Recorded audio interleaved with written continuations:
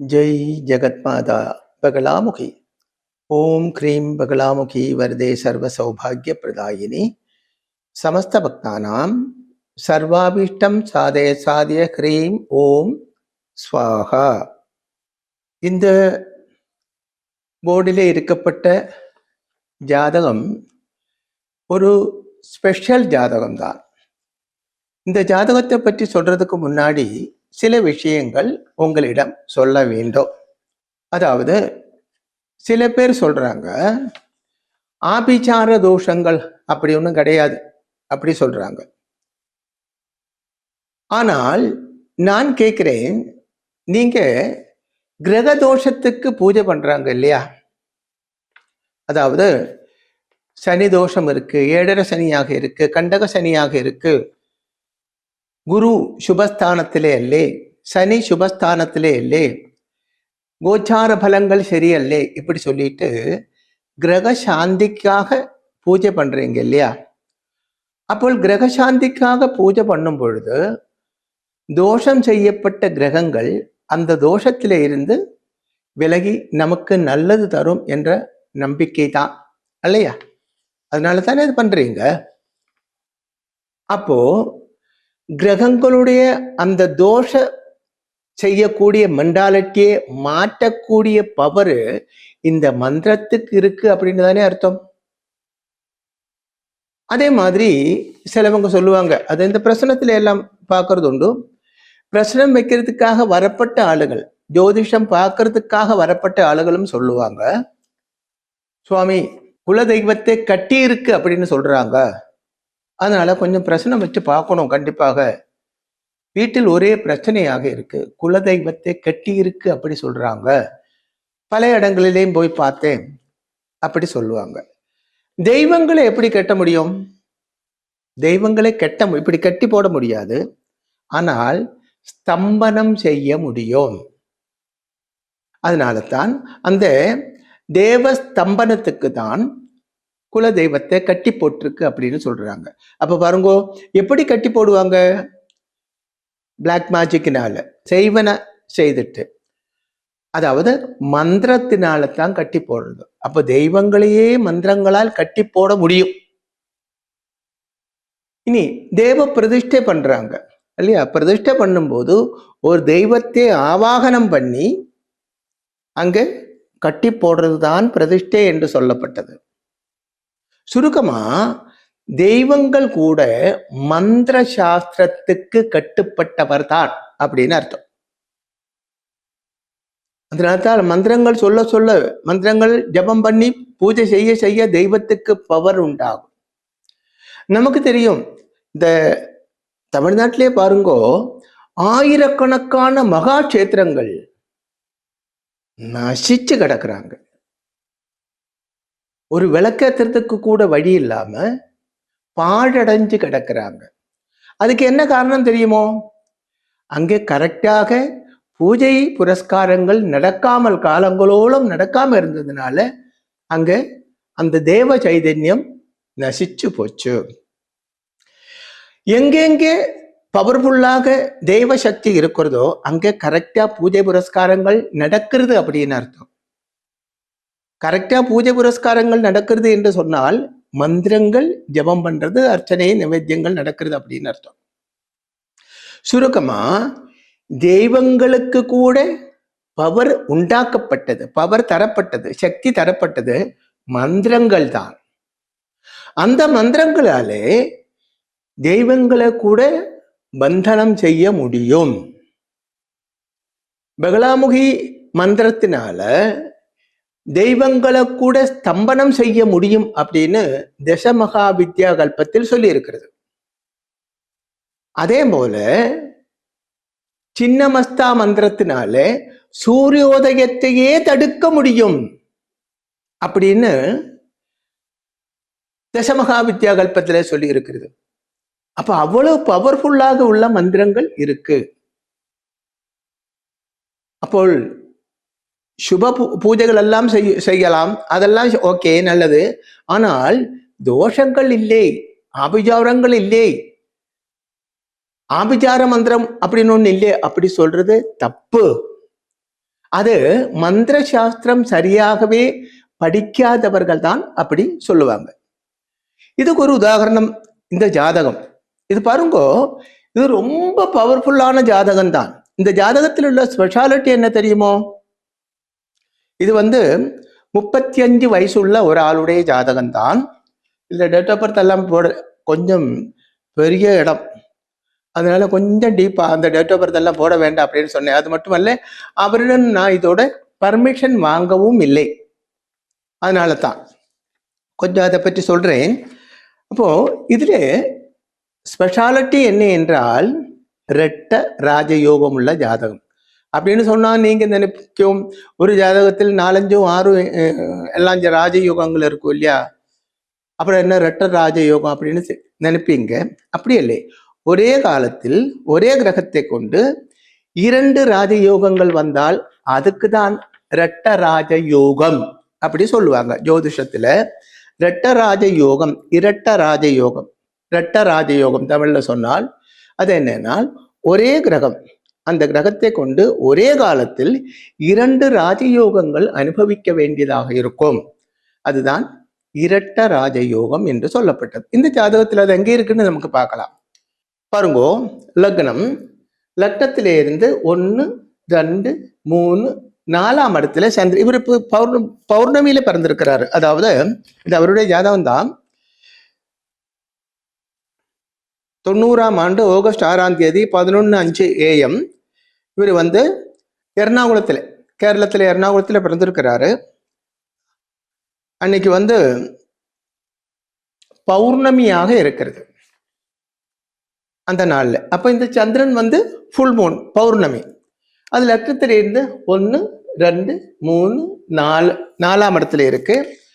5, 6, 7, 8, 9, 10ஆம் இடத்துல குரு இருக்கிறது. 11ஆம் இடத்தில் புதன் இருக்கிறது. ஓகே, இங்க சந்திரனிலே இருந்து 4, 7, 10லேயோ இல்ல சந்திரனோடு சேர்ந்தோ குரு இருந்தால் அது கஜகேசரி யோகம் இல்லையா?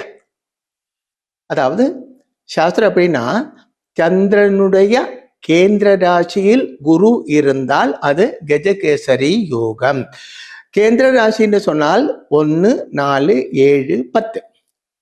1, 4, 7, 10 அது கேந்திர ராசிகள். அப்போ டோட்டலா 4, 7, 10 கேந்திர ராசிகள் சொல்லுவாங்க. ஆனா 1ஆம் இடமும் கேந்திர ராசியில் பட்டது தான். அதாவது லக்னத்திலே இருந்தல்லே, இது சந்திரன்ல இருந்து. அப்போ சந்திரன்ல இருந்து 7ஆம் இடத்தில் குரு உச்சமாக இருக்கிறது. பிளஸ் இங்க சந்திரன் ஃபுல் மூன், அதாவது பௌர்ணமியாக இருக்கு. ரொம்ப பவர்ஃபுல்லாக இருக்கப்பட்ட கஜகேசரி யோகம், ரொம்ப ரொம்ப பவர்ஃபுல்லாக இருக்கப்பட்ட கஜகேசரி யோகம் தான். இன்னும் ஒரு விஷயம் என்ன என்றால், லக்னத்தில இருந்து 1, 2, 3, 4, 5, 6, 7, 8, 9, 10ஆம் இடத்துல தான் குரு இருக்கிறது. லக்னத்தில இருந்து, சந்திரன்ல இருந்தல்லை, லக்னத்தில இருந்து கேந்திர ராசியில் குரு உச்சமாக இருந்தால் அது ஹம்ச மகா யோகம். அது பஞ்சமகா புருஷ யோகத்திலே உள்ள டாப் ராஜயோகம் தான். இது ரெண்டும், கஜகேசரி யோகமும் ஹம்சமகா யோகமும் ரெண்டும் ஜோதிஷ சாஸ்திரத்திலே உள்ள டாப் ராஜயோகங்கள் தான். இது எப்போ ஒர்க் அவுட் ஆகும்? இந்த குரு தசா காலத்தில் இவருக்கு ஒரே காலத்தில் கஜகேசரி யோகம் பிளஸ் ஹம்சமகா யோகமும் கிடைக்கும். இதுதான் இரட்ட ராஜயோகம் என்று சொல்லப்பட்டது. அப்ப இவருக்கு அந்த குரு தசா காலத்துல ஹம்சமகா யோகம் பிளஸ் கஜகேசரி யோகம், இந்த 2 மகா யோகங்களும் கிடைக்கும். இவங்க 2021 டிசம்பர் மாசத்துல தான் இங்க சூரியமங்கலத்தில் பார்க்க வந்தாங்க. 2001 டிசம்பர் மாசத்துல பார்க்க வந்தாங்க. அப்ப பார்க்க வரும்போது இவருக்கு குருதசா காலம் ஆரம்பிச்சிருக்கிறது. குருதசா காலம் ஆரம்பிச்சுட்டு சில மாசங்கள் ஆயிடுச்சு. இப்போ உங்களுக்கு தெரியும், இங்க வந்தவருக்கு தெரியும், கேள்விப்பட்டிருக்கும். இங்க வந்தாச்சுனால் உடனே அவர்கிட்ட என்னென்ன கேட்கணும் அப்படியெல்லாம் கேட்கறது இல்லை. அவங்களோட ஜாதகம் பார்த்துட்டு அதுல உள்ள பிளஸ் மைனஸ் எல்லாம் சொல்லியதுக்கு அப்புறம் இனி நீங்க ஏதாவது கேட்கணும் என்றால் கேட்கலாம், அப்படித்தான் சொல்றது தான் இங்க உள்ள வழக்கம். சூரியமங்கலத்தில் உள்ள வழக்கம் அப்படித்தான். அப்ப அவரு ஒரு அப்பா, அம்மா, இன்னொரு ஆள், இந்த 3 பேர் தான் வந்தாங்க. அப்போ கேரளாவிலே இருந்து வந்திருக்கு, மலையாளி அப்படி சொன்னாங்க. அப்ப நான் கேட்டேன், நாங்க காலையில வந்தாச்சு, அப்ப அன்னைக்கு பாருங்க சாதாரணமா 5 பேருக்கு தான் அப்பாயின்மெண்ட் கொடுக்கணும், அதே பேருக்கு கொடுக்க கூடாது அப்படின்னு சொல்லியிருக்கேன். முன்னாடி எல்லாம் ஒரு நாள் 25 பேரை பார்க்கும். வெள்ளி, சனி, ஞாயிறு 3 நாள்ல 25 பேரை பார்க்கும். 25 பேருக்கு அப்பாயின்மெண்ட் கொடுக்கும்போது சில பேர் 2-3 ஜாதகம் எல்லாம் எடுத்துட்டு வருவாங்க இல்லையா? அப்ப 45 ஜாதகம் வரைக்கும் ஒரு நாள்ல பார்த்த டைம் இருக்கு. இப்போ காலையில 9 மணி இருந்தாச்சுன்னா ஈவினிங் 7 மணி ஆகும் இந்த 45 ஜாதகம் முடியறதுக்கு. சாதாரணமாக காலையில 9 மணியிலிருந்து ஈவினிங் 5 மணிக்கு வரைக்கும் 8 மணி நேரம் தான் பார்க்கறது. இந்த 8 மணி நேரமும் வெயிட் பண்ணி பார்க்கப்பட்ட ஆளுகள் கூட இருக்கு. இவர் அன்னைக்கு 6 மணி நேரம் வெயிட் பண்ணியிருக்காங்க. உள்ள வந்துட்டு அவங்க சொன்னாங்க, ரொம்ப நேரமா வெயிட் பண்ணிட்டு இருக்கேன் சுவாமி. அவங்க திருமேனி அப்படியே கூப்பிட்டாங்க.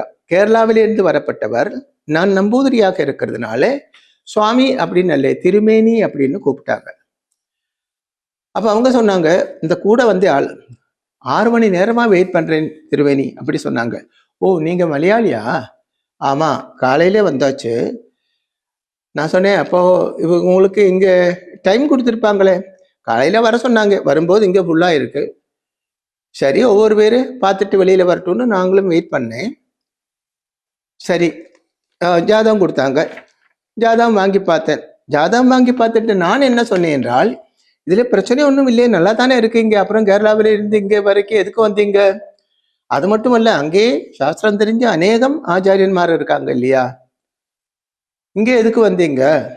இதுல விசேஷம் ஒண்ணும் இல்லையே, நல்லா தான் இருக்கு. பையன் ஹையர் எஜுகேஷன் இருக்கு, இப்போ வெளிநாட்டுல இருக்காங்க, 99% யூஎஸ்ல தான் இருக்கு பையன். அதே மாதிரி இவர் ரிசர்ச் பண்ற ஆளாக இருக்கிறது, சயின்டிஸ்டா இவரு அப்படின்னு கேட்டேன். அப்போ அவர் சொன்னாரு, பையன் அல்லே சுவாமி, பையனோட அப்பா தான் சயின்டிஸ்ட். அப்பா பக்கத்துல இருக்காரு, இவரு இஸ்ரோயில ஒர்க் பண்றாரு, இவரு சயின்டிஸ்ட், அவரோட ஒரே ஒரு பையன் தான் இது அப்படி சொன்னார். என்ன விசேஷம், நல்லா தானே இருக்காங்க அப்படி சொன்னேன். இல்லை சுவாமி, கொஞ்சம் பிரச்சனைகள் இருக்கு. நீங்க யார் அப்படின்னு கேட்டேன். அந்த பேசப்பட்ட ஆள், இவங்க ஹஸ்பண்ட் ஒய்ஃப் 2 பேரும் சும்மா தான் இருக்காங்க, பேசுறது இல்லை, இந்த மனுஷன் தான் பேசுறாங்க. அப்ப நான் கேட்டேன், நீங்க யாரு? உங்களை எங்கேயோ பார்த்த மாதிரி இருக்கேன். அப்ப அவர் சொன்னாரு, நான் ஒரு ஜோதிஷி தான். நீங்க யூடியூப்ல சொல்லியிருக்கீங்க, பிரசனம் வைக்க வேண்டிய விஷயம் இருந்தால், வரப்பட்டவருக்கு சாஸ்திரம் தெரியவில்லை என்றால் ஜோதிஷம் தெரிஞ்ச ஒரு ஆச்சாரியனை கூட கூட்டிட்டு வாங்க,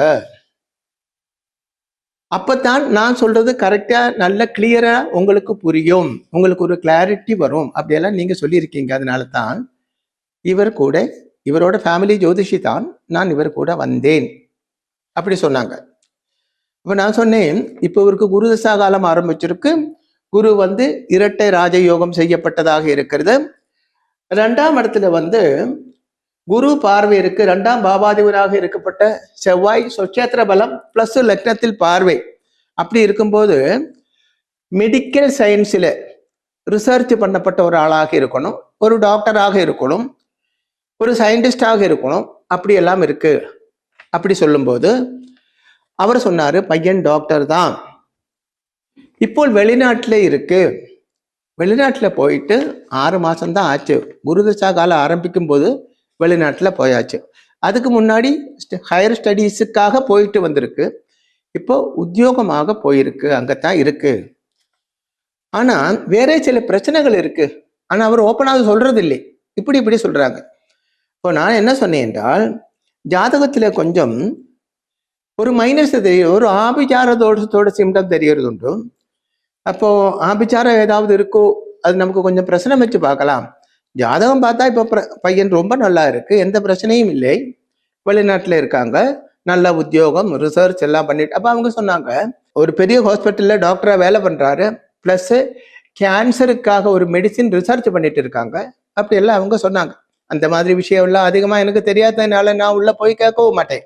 அப்போ இவர் ஒரு பெரிய டாக்டரு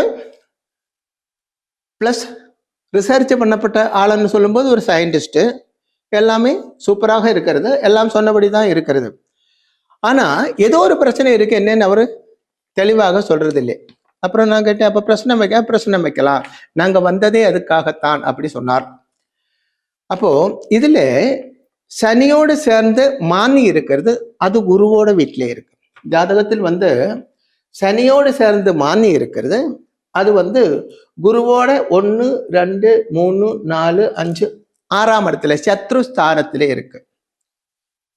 குருவோட வீட்டில இருக்கு, குருவோட 6ஆம் இடம் சத்ருஸ்தானத்திலே இருக்கு, பிளஸ் மானி அங்க இருக்கு. அப்ப இதுதான் ஆபிச்சாரம் இருக்கு என்று திங்க் பண்ணக்கூடிய அந்த சிம்டம்.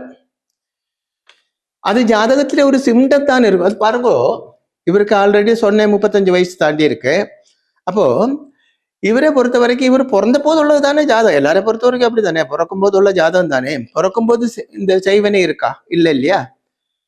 அப்போ இப்போ ஒரு ஆள் பிறக்கும் போது இத்தனை வயசுக்கு அப்புறம் இன்னும் தசாகாலம், அந்த தசா காலத்தில் இன்ன விஷயங்கள் நடக்கும் அப்படின்னு நம்ம ஜாதகம் பார்த்து சொல்றோம் இல்லையா? அதுபோல இந்த தசாகாலம் வரும், இத்தனாவது வயசில் இந்த தசாகாலம் வரும்போது இப்படிப்பட்ட ஒரு ஆபிச்சாரம் பாதிக்கும் அப்படின்னு அதுல இருக்கும், ஜாதகத்துல ஒரு சிம்டம் இருக்கும். பிரச்சனை வச்சு பார்க்கும்போது சிலருக்கு ஆபிச்சாரம் இருக்கும், சிலருக்கு ஆபிச்சாரம் இருக்காது. இப்போ பிடிக்காத ஒருவன், எல்லாரும் போய் செய்வனே ஒன்றும் பண்ண மாட்டாங்க, பிராகுவாங்க அப்படின்னு தெரியும் இல்லையா? பிராகுறது நீ நாசமாக போகணும் அப்படின்னு எல்லாம் சொல்லுவோம். இதுக்கு என்ன சொல்லுவோம்? பிராக்கு, அப்படித்தானே?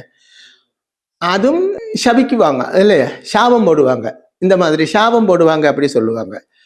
அப்ப அதுவும் சரி, அந்த சாபத்தோடு அது முடிஞ்சு போச்சு. சிலவங்க செய்வனை பண்ணுவாங்க, சிலவங்க அது பலமுறை பண்ணுவாங்க. சரி, இதுக்கு பிரச்சனை வச்சு பார்த்தேன். அப்ப பிரச்சனைப்படி என்ன தெரிகிறது என்றால், இந்த பையனோட பேர்ல பிரச்சனை வைக்கிறேன், பிளஸ் அவரோட பேரண்ட்ஸ் ஜாதகம் கூடி பார்த்தேன். பேரண்ட்ஸ் ஜாதகம் பார்க்கும்போதும் ஒரு சிம்டம், ஆபிச்சாரத்தோட ஒரு சிம்டம் இருக்கிறது. சாதாரணமா யாரோட ஜாதகம் பார்த்திருந்தாலும், அதாவது இந்த சின்ன வயசுல உள்ள ஆளுகள், 50 வயசுக்கு கீழே உள்ள ஆளுகளோட ஜாதகம் பார்க்கும்போது அவரோட பேரண்ட்ஸோட ஜாதகம் கூடி பார்ப்பேன். ஏனென்றால் நம்ம சொல்லுவோம் இல்லையா, முன்னோர் செய்த புண்ணியம் நாங்க நல்லா இருக்கோம் அப்படி சொல்லுவாங்க இல்லையா? அதுபோல முன்னோர் செய்த பாவமும் நம்மளே பாதிக்கும். முன்ஜன்ம பாவ தோஷத்தினால ஜாதகத்திலே உள்ள யோகங்கள் 100% ஒர்க் அவுட் ஆகாமல் இருக்கும். தோஷ பலங்கள் கொஞ்சம் அதிகமாகவே பாதிப்பும் உண்டாக்கும். அதனால அப்பா அம்மா ஜாதகம் கூடி வாங்கி பார்த்தேன். யூஸ்வலி அப்படி பார்க்குற பழக்கம் உண்டு. அதுல கூட ஒரு ஆபிச்சாரத்தோட சிம்டம் இருக்கு. 3 ஜாதகத்திலே அப்படி இருக்கு. அது மட்டுமல்ல, அவங்க கேரளாவில இருந்து இங்க வரைக்கும் இதுக்காக வந்திருக்கு. இந்த ஜாதகப்படியும் ஆபிச்சாரத்தோட தோஷத்தோட சிம்டம் இருக்கிறதுனால பிரச்சனை வச்சேன். அப்ப பிரச்சனை வைக்கும் போது என்ன தெரிகிறது என்றால், இந்த பையன் இப்போ ஹாஃப் மெண்டலாக இருக்கு. பிரச்சனைப்படி இவன் ஒரு பைத்தியம் பிடித்தவனாக இருக்கு, மெண்டலாக இருக்கு, மெண்டல் ஹாஸ்பிட்டல்ல ட்ரீட்மெண்ட்ல இருக்கு, அப்படித்தான் பிரச்சனைப்படி வருது. அப்ப செய்வனை ரொம்ப சீரியஸாகவே பாதிச்சது. அந்த செய்வனை தான் இது பாதிக்கிறதுக்கு காரணம். இப்ப பிரச்சனை பக்க அவங்க பேசாம இருக்காங்க. அந்த ஜோதிஷி என்று சொல்லப்பட்டவரும் ஒரு ஞானம் உள்ளவர் தான். அவரும் அப்படி அந்த பிரச்சனை வைக்கப்பட்டது அப்படியே வாட்ச் பண்ணிட்டு இருக்காங்க. இப்போ நான் கேட்டேன், உங்களோட வீடோட வடக்கு சைடுல, வீடோட வடக்கு சைடுல ஜலசம்பரணி, அத நான் சொன்ன வார்த்தை அப்படி சொல்றேன். வீடோட வடக்கு ஜலசம்பரணி பக்கத்துல வில்லும் தெரியும் இல்லையா? வில்லும் மரம் மாதிரி கொஞ்சம் இலை உள்ள ஒரு செடி. அது அந்த சாஸ்திரப்படி எப்படின்னா, தாம்பூல துல்லியம் பத்திரம். இத அந்த சாஸ்திரம் சொன்னா உங்களுக்கு புரியாது, அதனாலதான் சொல்லாம இருந்தேன். தாம்பூல துல்லியம் பத்திரம் பலமோ பச்சை பந்து போல ஜலசம்பரணி சமீபம் ஸ்தாபிதம் அப்படின்னு நம்ம அது கால்குலேஷன் பண்ணி எடுக்கணும். இப்படி பண்ணிட்டு எனக்கு அது ஒரு சந்தேகம் வந்துருச்சு. தாம்பூல துல்லியம் பத்திரம் அப்படின்னு சொல்லும்போது வெத்திலை மாதிரி உள்ள இலை, ஆனா தாம்பூல துல்லியம் பத்திரம் திரிபத்திரம் அப்படின்னா, திரிபத்திரம்னா 3 இலைகள், அது வெத்திலை மாதிரி சின்னதாக உள்ள 3 இலைகள். அதிலே பலம்னா அதிலே காய், அது பச்சை பந்து போல. அது எங்கே இருக்கு? இந்த ஜலசம்பரணி பக்கத்திலே இருக்கு. அங்கே ஆபிசாரம் செய்வன வச்சிருக்கு, ஸ்தாபிச்சிருக்கு அப்படின்னு தான் பிரசனத்துல வருது. சின்ன ஒரு கன்ஃபியூஷன் இந்த உடனே நான் சீட்டில் இருந்து எந்திரிச்சு கிருஷ்ணீயம் அப்படின்னு ஒரு புக் இருக்கு, கிருஷ்ணீயம். பிரசன சாஸ்திரம் கொஞ்சம் அதிகமா தெரியும் அதுல. உடனே கொஞ்சம் கன்ஃபியூஷன் இருந்த, வயசாயிடுச்சு இல்லையா, சிலதெல்லாம் மறந்து போகுது. உடனே அதை எடுத்து பார்த்தா அப்படி இருக்கிறது. உடனே நான் அவர்கிட்ட சொன்னேன், உங்களோட வீட்டுக்கு வடக்கு சைடுல கிணறு இருக்கா? அப்ப அவங்க சொன்னேன், கிணறு இல்லை சுவாமி, சம்பு இருக்கு. அப்ப அது கரெக்ட். ஏன்னா கிணறு ஆகும்போது ஜல ஸ்ரோதஸ் அப்படி சொல்லணும். இங்க பிரச்சனத்துல வந்து இருக்குது ஜல சம்பரணி. ஜல சம்பரணின்னு சொன்னா தண்ணி ஸ்டாக் பண்ணி வைக்கப்பட்ட ஸ்தலம், அந்த சாதனம் அப்படிதான். அப்ப டேங்க் அப்படின்னு தான். கிணறு ஆகும்போது ஜல ஸ்ரோதஸ், தண்ணி வந்துகிட்டே இருக்கும் அப்படின்னு, ஊட்டு வந்துகிட்டே இருக்கும் இல்லையா கிணத்துல. அப்ப பிரச்சனத்துல என்ன வந்திருக்குன்னா, இந்த வீட்டோட வடக்கு சைடுல ஜல சம்பரணி பக்கத்துல இப்படி ஒரு மரம். அப்ப நான் என்ன நினைச்சேன், வீட்டோட வடக்கு சைடுல அந்த 3 இலை உள்ளது, இந்த நாரத்துங்காய் இல்லையா, நாரகம் தெரியும் இல்லையா, நாரத்துங்காய் ஊறுகாய் எல்லாம் போடுவாங்களே, வீடோட வடக்கு சைடுல அப்படி சொல்லும்போது, அப்ப வீடு எந்த சைடுல ஃபேஸிங் சொல்லும்போது அவர் சொன்னாரு, வீடு வந்து கிழக்கு பார்த்து இருக்கிறது, ஆனா கிழக்கு சைடும் தெற்க சைடும் நாங்க ரோடு அப்படி இருக்கிறதுனால ரெண்டும் ஃப்ரண்டேஜ் மாதிரி யூஸ் பண்ணிட்டு இருக்கோம். ஒரு சைடுல வண்டி போடுறது, அடுத்த சைடு வண்டி சாதாரணமா வாக்கிங் பண்றது. ஏனென்றால் வீட்டம்மா ஜாதகப்படியும் என்னுடைய ஜாதகப்படியும் தெற்கு சைடு ஃப்ரண்டேஜா இருந்தா நல்லது சொன்னதுனால நாங்க அப்படி போக்குவரதெல்லாம் அப்படித்தான் ஃப்ரண்ட் மாதிரி யூஸ் பண்றோம். ஃப்ரண்டில் அதாவது கிழக்கு சைடுல வந்து கார் ஷெட் வச்சிருக்கோம், அங்க கார் உள்ள போறதும் வருதெல்லாம் அப்படித்தான் அப்படி சொன்னாங்க. வடக்கு சைடுல இப்படி இருக்கு, அங்க சம்பு இருக்கு. பிளஸ் அப்ப நான் என்ன சொன்னேன்னா, அங்கே வில்லுத்துக்கு சமமாக இருக்கப்பட்ட ஒரு செடி இருக்கு, அது வந்து இந்த நாரத்துங்கா மரம் அப்படியா? அப்ப அவங்க சொன்னாங்க, இல்லை வில்லுவமே இருக்கு அப்படி சொன்னாங்க. நான் வில்லுவம் மாதிரி ஒரு செடி, வீடு இல்லையா, வீடோட வடக்கு சைடுல இந்த கேரளாவில எல்லாம் நாரத்துங்கா லெய்மை விட கொஞ்சம் பெருசு தான் இது, பெரிய கொஞ்சம் பந்து மாதிரி, டென்னிஸ் பால் அதை விட கொஞ்சம் பெருசாகவே பச்சை கலர்ல காய் வரும். அது வந்து ஊறுகாய் போடுவாங்க, உங்களுக்கும் தெரிஞ்சிருக்கும் நாரத்தங்காய் அப்படி சொல்லுவாங்க.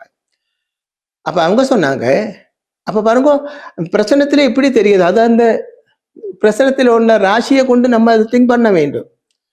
வில்லும் மாதிரி இருக்கு, அப்ப அப்படித்தானே, நாரத்தோட இலை, நாரா மரத்தோட இலையும் அப்படி இருக்கும், வில்லத்தோட இலையும் அப்படி இருக்கும். வெத்தலை மாதிரி சின்ன இலை, அது 3 இலைகள் இப்படி இருக்கும் இல்லையா. அதெல்லாம் பிரசனத்தில் எப்படி அவர்கிட்ட சொன்னேன். அப்ப அவர் சொன்னார், வில்லும் மாதிரி இல்லை சுவாமி, வில்லுமே தான்.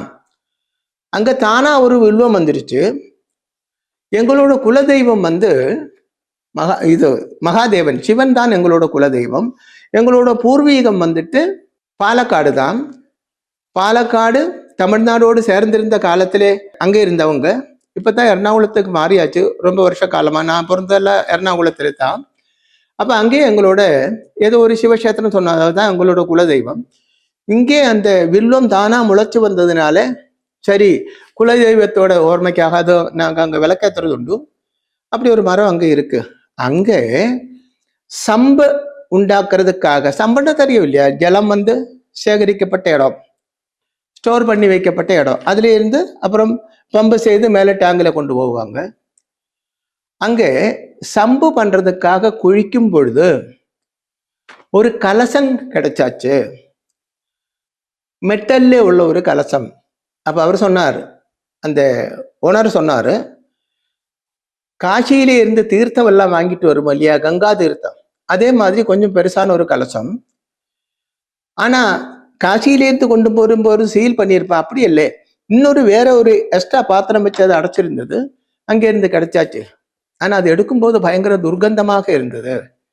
இது கிடைக்கிறதுக்கு 1 வருஷம் முன்னாடியே பையன் மென்டல் ஆகி போச்சு. இப்போ அவன் வந்து டாக்டராக இருக்கப்பட்ட அவன் அங்கே ஒரு மென்டல் ஹாஸ்பிட்டலில் எந்த இடத்துல வேலை செய்திருந்ததோ அதில் இருந்து 100 கிலோமீட்டர் தூர ஒரு ஹாஸ்பிட்டலே இவனை அட்மிட் பண்ணி ட்ரீட்மெண்ட் பண்ணிட்டு இருக்கு. இவனோட அம்மா தான் இது, இவர் அங்கத்தான் இருந்தாங்க. இப்போ இதெல்லாம் கொஞ்சம் பார்த்து என்ன ஏதுன்னு பார்த்து அதுக்கு பரிகாரம் பண்ணணும் அப்படின்னு இவனோட சிஸ்டரை அங்கே விட்டுட்டு இங்கே வந்திருக்கு அப்படி சொன்னாங்க. அப்போ ஏன் இவ்வளவு இந்த விஷயங்கள் இவ்வளவு டீட்டெயிலாக உங்களிடம் சொன்னேன் என்றால், இவ்வளவு பவர்ஃபுல்லாக இருக்கப்பட்ட ராஜயோகம் உள்ள டைமிலே கூட ஆபிசாரம் பாதிக்கும், செய்வனை பாதிக்கும். செய்வனை என்று ஒன்று இருக்கத்தான் செய்யுது. அப்போ அவரிடம் நான் சொன்னேன், சரி அப்போ இதுக்கு பரிகாரம் ஒன்றும் பண்ணலையா அப்படின்னு கேட்டார். அப்போ அந்த ஜோதிஷி சொன்னார், இது யார் பண்ணியிருக்குன்னு கூட கொஞ்சம் தெரிஞ்சா நல்லா இருக்குமே. அப்போ அது சிம்பிள் தானே. அப்போ அந்த ஆள் இருக்கிறாரு. நான் சொன்னேன், இவருடைய சகோதரியோட ஹஸ்பண்டு தான் பண்ணியிருக்காங்க, சகோதரிக்கும் அது தெரியும். இவ்வளோ ஓப்பனாக இது சொல்லலாமோ தெரியல, ஏன்னா அவர்கிட்ட பர்மிஷன் வாங்கலை. அப்போ இவரோட சகோதரியோட ஹஸ்பண்டு தான் பண்ணியிருக்கு, சகோதரிக்கு இந்த மேட்டர் தெரியும். அப்போ அவங்க 100% அது ஓகே சொல்லியாச்சு. இன்னும் இவருக்கு நிறைய சொத்து இருக்கு. இந்த ஒரே பையன்தான் ஏற்கனவே அங்கே போயிருக்கப்பட்ட சகோதரி என்று சொல்லப்பட்டது யாரோ ரிலேஷன் இவங்க வீட்டில் நிற்கிறாங்க, நின்று கல்யாணம் எல்லாம் ஆயிடுச்சு. அவங்க அங்கே இருக்காங்க, யூஎஸ்ல இருக்காங்க. அவங்க தான் இப்போ இந்த பையனை பார்க்குறாங்க. இவருக்கு வந்து வாரிசு இந்த ஒரே ஒரு பையன்தான், ஒரே ஒரு மகன் தான் அவருக்கு இருக்கு, நிறைய சொத்து இருக்கு. அங்கெல்லாம் அப்படின்னு கேரளாவில் தமிழ்நாட்டில் நமக்கு இருக்குமோ தெரியலே, முறப்பண்ணு அப்படி சொல்லி கல்யாணம் பண்ணி கொடுப்பாங்க. அதாவது இந்த மனுஷனோட சகோதரியோட மகள் இருந்தால் இங்கிட்டு கல்யாணம் பண்ணுவாங்க, மகன் இருந்தால் அங்கிட்டு கல்யாணம் பண்ணுவாங்க. இதுக்கு முறச்செருக்கன் முறப்பண்ணு அப்படியெல்லாம் சொல்லுவாங்க, முறமாப்பிள்ளை அப்படி சொல்லுவாங்க இல்லையா. இந்த பையனோட முறப்பொண்ணு அங்கே இருக்கு, இல்லைன்னா அந்த பொண்ணோட முறமாப்பிள்ளை தான் இந்த பையன். அவங்களுக்கு இந்த பையனுக்கு கல்யாணம் பண்ணி கொடுத்து எப்படியாவது இந்த சொத்தெல்லாம் சொந்தமாக்கணும் அப்படின்னு நினைக்கிறா. ஆனா இந்த பையன் வந்துட்டு அந்த பொண்ணை சிஸ்டர் மாதிரி தான் நினைக்கிறா. அவளை கல்யாணம் எல்லாம் பண்ண மாட்டேன், எனக்கு அவள் சிஸ்டர் மாதிரி அப்படின்னு இந்த பையன் சொல்லி அதுல இருந்து விலகி போறாங்க. விலகி போயது மட்டுமல்ல, இன்னொரு அங்க யூஎஸ்ல இன்னொரு பொண்ணை இஷ்டப்பட்டு கல்யாணம் பண்றதுக்காக எல்லாம் ஃபிக்ஸ் பண்ணியிருக்கு. வீட்டோட பர்மிஷன் வாங்கிட்டு தான் கல்யாணம் பண்ணுவாங்க. அப்போ கல்யாணத்துக்காக பையன் வெயிட் பண்றாங்க. இவர் என்ன நினைச்சிருக்குன்னா, இவங்க இங்கே இருந்து அப்பா அம்மா எல்லாம் அங்க போகும்போது இந்த மனுஷனோட சகோதரியை இந்த வீடு ஒப்படைச்சிட்டு போயிருக்கு. நீங்க எல்லாம் பார்த்துக்கோங்கோ, நாங்க யூஎஸ் போய் பையன் கூட 2-3 மாசம் இருந்துட்டு வரேன்னு இவங்க போயிருக்காங்க. அந்த நேரத்துல தான் இவங்க இதே மாதிரி எல்லாம் பண்ணி அங்க வச்சிருக்காங்க. நாங்க நினைச்சபடி ஒன்றும் நடக்கலையே, அப்போ நீ நாசமா போகணும், நீ பைத்தியம் பிடிச்சு போகணும் அப்படி பண்ணியிருக்காங்க. அப்ப பாருங்கோ, எவ்வளவு பிரச்சனை என்று சொல்லப்பட்டது எவ்வளவு ஷார்ப்பா இருக்கு, எவ்வளவு கரெக்டா இருக்கு. அதுக்கப்புறம் அவருக்கு வேண்டிய பரிகாரம் எல்லாம் பண்ணிட்டு இப்போ அந்த பையன் கல்யாணம் எல்லாம் பண்ணி நல்லா இருக்காங்க. மறுபடியும் அவர் தன்னுடைய உத்தியோகம் பார்த்து கொண்டே இருக்காங்க. அப்போ இந்த தசாகாலம் ரொம்ப சூப்பரா இருக்கு. இந்த ஆபிச்சார தோஷம்தான் அவருக்கு ப்ராப்ளம் உண்டாக்கியாச்சு. அதனால ஆபிச்சாரங்கள் துர்மந்திரங்கள் இவை ஒன்றும் இல்லை என்று சொல்லக்கூடாது. தெய்வம் இருக்கா, பேய் பிசாசு இருக்கத்தான் செய்யுது. பகல் இருக்கா, நைட் இருக்கத்தான் செய்யுது. வெளிச்சம் இருக்கா, ஆப்போசிட்டா இருட்டு இருக்கத்தான் செய்யுது. தேவன்மார் இருக்கா, அசுரன்மார் இருக்கத்தான் செய்யுது. அதனால இதெல்லாம் மூட நம்பிக்கை என்று நினைக்க கூடாது. உண்மையிலே 100% இதுல எல்லாம் பவர் இருக்கு. அதர்வ வேதம் படிச்சு பாருங்களேன், வேத சாஸ்திரங்கள் படிச்சு பாருங்களேன், மந்திர சாஸ்திரம் படிச்சு பாருங்களேன். அப்போ உங்களுக்கு அதோட பலன் தெரியும். இந்த அளவுக்கு இரட்ட ராஜயோகம் உள்ள ஜாதகம் அல்ல என்றாலும், அதாவது இந்த அளவுக்கு இரட்ட ராஜயோகம் உள்ள ஜாதகம் அல்லாத ஒரு ஜாதகம் கூட இதே பிரச்சனையாக இப்போ மறுபடியும் வந்திருக்கு. அவரு கூட ஒரு சயின்டிஸ்ட் தான், ஆனா ரிட்டையர் ஆயிடுச்சு. இஸ்ரோயில உள்ள சயின்டிஸ்ட் அப்படித்தான் சொன்னாங்க. அதுவும் பிரச்சனை பார்க்கும் பொழுது சீரியஸா உள்ள ஆபிச்சார தோஷம் இருக்கு. அவரும் ஆமா கரெக்ட் எங்களுக்கு தெரியும் இது. அது ஒரு கிளாரிட்டி வர்றதுக்காக 8 மாசமா வெயிட் பண்ணி இப்போ உங்களிடம் அப்பாயின்மெண்ட் கிடைச்சிருக்கு வந்திருக்கேன் சுவாமி அப்படி சொன்னார். உடனே இதுக்கு பரிகாரம் பண்ணணும் அப்படின்னார். இல்லை அது நடக்காது. இங்கே நீங்க ஒரு பூஜை புக் பண்ணியாச்சுன்னா அட்லீஸ்ட் ஒரு 4 மாசமாவது வெயிட் பண்ண வேண்டியதாக இருக்கும். அப்பதான் இங்கே ஸ்பேஸ் கிடைக்கும். கண்டினியூஸா இங்கே பூஜைகள் நடந்து கொண்டு இருக்கு அப்படி சொன்னேன். அவரு அதுக்குள்ள பரிகாரங்கள் எல்லாம் உடனே பண்ணணும் அப்படின்னு புக் பண்ணிட்டு போயிருக்காங்க. அப்ப பாருங்க, படிப்பறிவுள்ள ஆளுகள் தான் அவங்க எல்லாம், அறிவில்லாத ஜனங்கள் அல்லே. படிப்பு இருந்தால் அறிவு இருக்கும் அப்படின்னு நினைக்க கூடாது. ரெண்டு தான். இது படிப்பும் இருக்கு பிளஸ் அறிவும் இருக்கு. ஒரு சயின்டிஸ்ட் அப்படி எல்லாம் சொல்லும் போது நல்ல மூளையுள்ள ஆளுகள் தான், எக்ஸ்ட்ரா மூளையுள்ள ஆளுகள், எக்ஸ்ட்ரா புத்தி உள்ள ஆளுகள் அப்படித்தானே சொல்லணும். அவங்க கூட இந்த ஆபிச்சாரங்களே நம்புறாங்க. அப்போ இதெல்லாம் வெறும் மூட நம்பிக்கை அப்படின்னு சொன்னால் சொன்னவன் தான் மூடன். ஜெகத்மாதா மகாதேவின் அனுகிரகத்தால் அனைவருக்கும் ஆயுர் ஆரோக்கிய சௌக்கியமும் சர்வகாரிய சித்தியும் உண்டாகட்டும் என்று ஆசீர்வாதம் செய்கிறேன். ஸ்ரீ சூரியமங்கலம் அத்வைத வேத வித்யாபீடத்தில் தாந்திரீக பூஜைகளில் சிறந்து விளங்கும் பல ஆச்சாரியர்களால் அமாவாசை மற்றும் பௌர்ணமி நாளன்று சிறப்பு யாகங்கள் நடைபெறுகின்றன. இந்த யாகங்களில் கலந்து கொள்வதன் மூலம் அன்னை ஸ்ரீ பகலாமுகி தேவியின் அருளால் நம் சர்வதோஷங்களும் நீங்கி சகல சௌபாகியங்களும் நம்மை பரிபூரணமாக வந்தடையும். ஸ்ரீ சூரியமங்கலம் அத்வைத வேத வித்யாபீடம் ஜோதிடம், பிரசன்னம், வாஸ்து, தாந்திரீக பூஜைகள் மற்றும் வேத யாகங்கள் செய்திட தொடர்புக்கு 7305442299 7305442299. தொடர்பு மையங்கள் சென்னை, கோவை, பெங்களூரு, ஹைதராபாத், விஜயவாடா, டெல்லி, மும்பை, திருநெல்வேலி, டெக்சாஸ்.